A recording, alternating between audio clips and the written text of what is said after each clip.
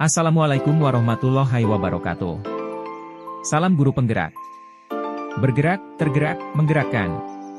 Perkenalkan, nama saya Chandra Ferdianto, calon guru penggerak, CGP, Angkatan 11 dari SDN Mangunharjo 4 Kota Probolinggo.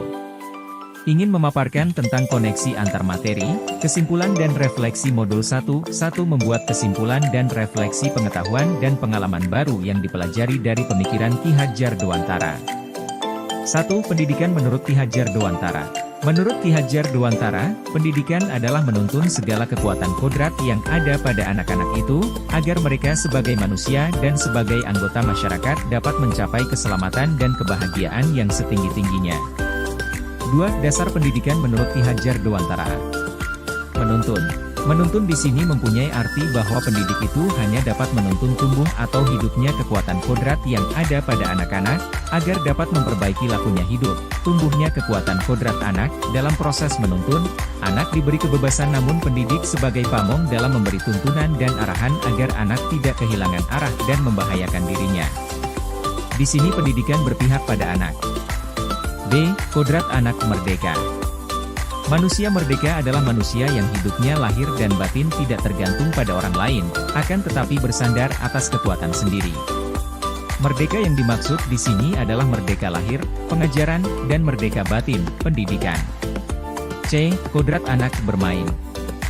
Bermain adalah salah satu kodrat anak yang mana akan mempengaruhi dalam pembentukan budi pekerti.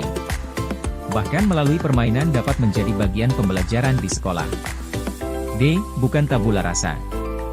Anak bukan kertas kosong yang bisa digunakan sesuai keinginan orang dewasa. Anak lahir dengan kekuatan kodrat yang masih samar-samar.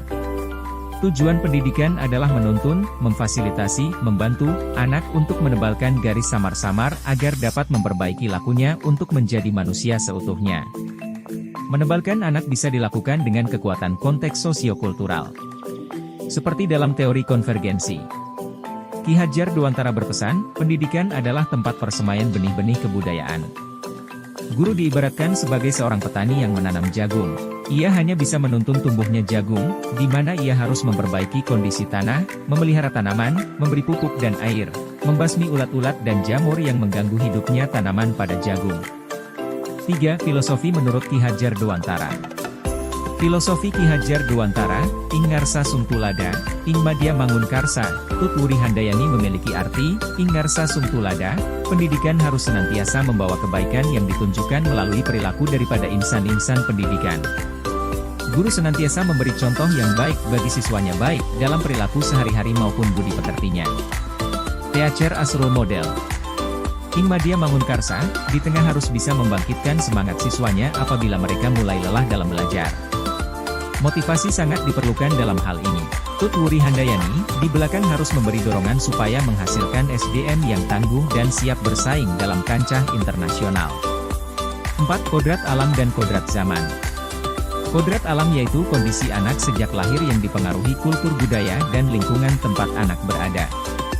Kodrat alam berkaitan dengan sifat dan bentuk lingkungan di mana anak berada. Kodrat zaman yaitu perubahan dari waktu ke waktu. Guru harus membekali keterampilan kepada siswa sesuai zamannya agar mereka bisa hidup dan berkarya, penekanannya pada keterampilan abad 21.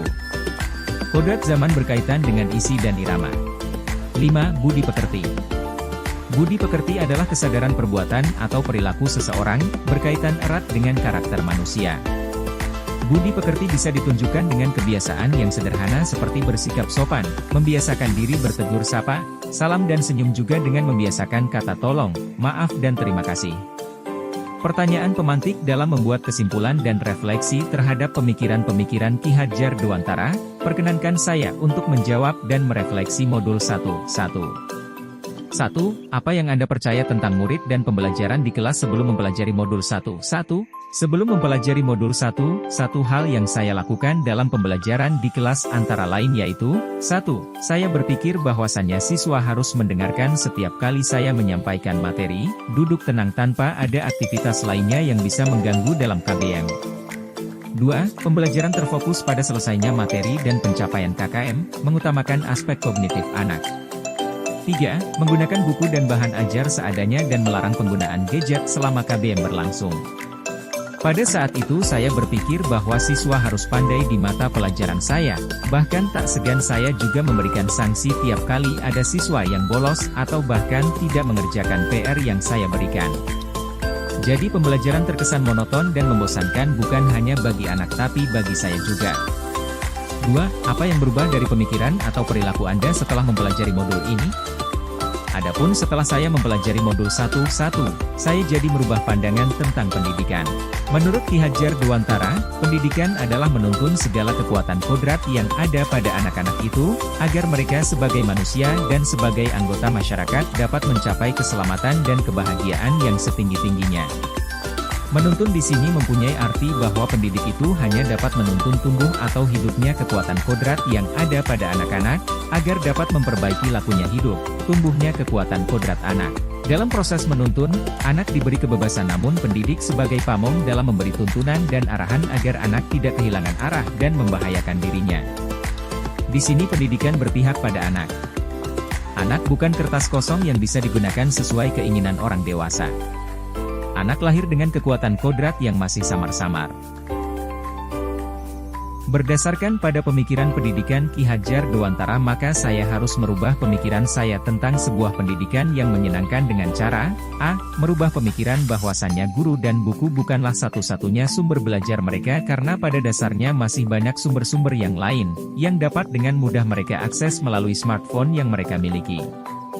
D. Pembelajaran terpusat pada siswa dan guru hanya menuntun, mengarahkan, juga sebagai fasilitator.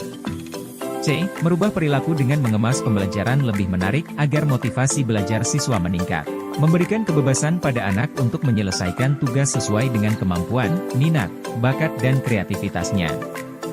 D. Tidak lagi memberikan sanksi pada siswa yang lupa atau bahkan tidak bisa mengerjakan tugas yang saya berikan. 3. Apa yang dapat segera Anda terapkan lebih baik agar kelas Anda mencerminkan pemikiran Ki Hadjar Dewantara? Hal-hal yang dapat saya terapkan agar kelas saya mencerminkan pemikiran Ki Hadjar Dewantara, antara lain, 1. Merancang pembelajaran yang inovatif dan interaktif dengan melibatkan peserta didik siswa. 2. Menerapkan pembelajaran berbasis kearifan lokal dan budaya setempat. 3. Menerapkan konsep merdeka belajar dan mengintegrasikan setiap pembelajaran dengan pencapaian profil pelajar Pancasila. 4. Pembelajaran yang mengutamakan aspek budi pekerti. 5. Menerapkan sistem AMONG, menuntun bukan menuntut. 6. Pembelajaran yang sesuai dengan kodrat alam dan kodrat zaman. 7. Mengintegrasikan permainan dalam pembelajaran. Kesimpulannya, pendidikan adalah menuntun anak sesuai dengan bakat dan minatnya. Pendidikan juga harus mengajarkan budi pekerti dan berhamba pada anak. Demikian ulasan dari saya, semoga bermanfaat. Salam guru penggerak, terima kasih. Wassalamualaikum warahmatullahi wabarakatuh.